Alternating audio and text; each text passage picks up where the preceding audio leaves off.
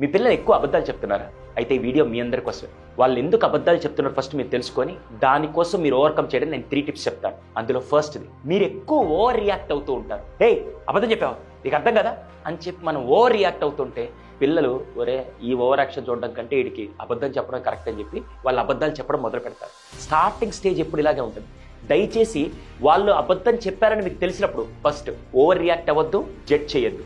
ఇదే next time వాళ్ళని com చేస్తుంది. సెకండ్, మనం ఏం చేస్తామంటే అడిగే క్వశ్చన్ కూడా అలాగే ఉంటుంది.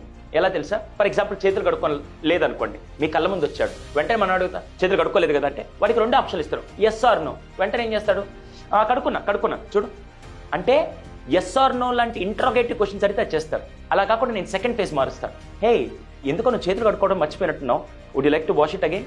చేతులు కడుక్కోవడం మర్చిపోయినట్టున్నావు, మళ్ళీ హ్యాండ్ వాష్ చేసుకోవాలనుకున్నావు అనగానే ఓకే నేను వెళ్ళొస్తానని చెప్పి, అంటే అబద్ధం చెప్పాలన్న ఆలోచన రాని కూడా దాన్ని వర్క్ని నువ్వే సపోర్ట్ చేస్తుంటే ఎంత బాగుందో చూడండి.